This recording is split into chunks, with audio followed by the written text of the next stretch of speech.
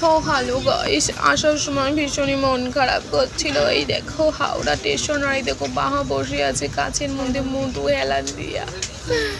কি কষ্ট পাচ্ছিলাম গো, ভাইপোটাকে আর দেখতে পাচ্ছি না, এখন ভিডিওই দেখতে হচ্ছে। তারপরে কি করবো, এই দেখো আমার বদন খানি, আমিও একটু এলান দিয়ে পোজ দিতে আসছিলাম গো। আসার দিন তো ভীষণই কষ্ট লাগছিল, কিন্তু কি করবো, কষ্ট হলেও তো আসতেই হবে না, বাড়িতে তো থাকতে পারবো না। বাড়ির সামনে বিয়ে হইলো, কি হইলো, এত দূরে থাকতে হয় আমাদের, কি করবো কও।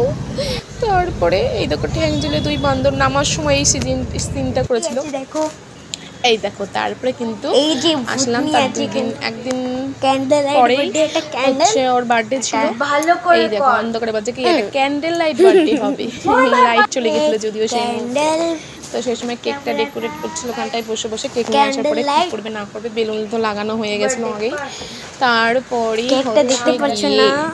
হচ্ছে গিয়ে তারপরে এই যে কেকটা দেখাচ্ছিল, দেখো দেখো দেখো দেখো এই যে। এবার পরে লাইট আসেনি, কিন্তু আমি শুধু ওই যে কি আছে না, ওই লাইটারটা আছে না, একটা লাইট আমার আছে ভিডিও করার জন্য রাখার জন্য, সেই লাইটটা কিন্তু আমি লাগিয়েছিলাম। তারপরে আবার ছেলে বন্ধ করেছিল দিয়ে। তারপরে কার নাম হলো এটা, কি আর করব বলো, এই ধরেছি কি করব দিয়ে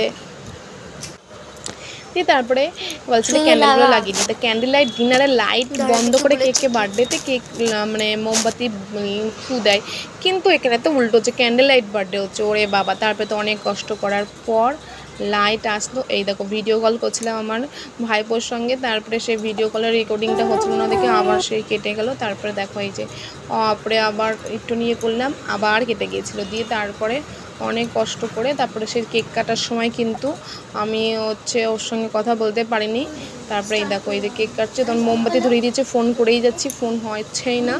তারপরে তো এরম করে বসে থাকতে যে অনেকক্ষণ করার পর তারপরে কিন্তু আমরা শেষ পর্যন্ত ওই কেকটা কাটতে বাধ্য ছিলাম। আর ছেলেদের স্প্রে করতে নিয়ে আগে লাফিয়ে উঠেছিল, স্প্রে করবে বলে। তারপরে তো স্প্রে করলো, করতে হচ্ছে। দেখি তো কী হচ্ছে চলছে, ও মা লাইট কিন্তু বন্ধ হয়ে যাচ্ছে। এদিকে আমি ফোন করেছি, দেখো ফোন হাতে, ফোন কিন্তু যাচ্ছে না। তারপরে কেক খেতে আরাম করে দিল, কেক কাটাটা কোথায় গেল কিছু বুঝলাম না, নাচছু।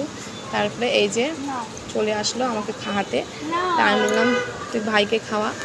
তারপরে কি হয়েছে মজার বিষয় জানো, কেক কেটে নিজেই খেতে বসে গেছে।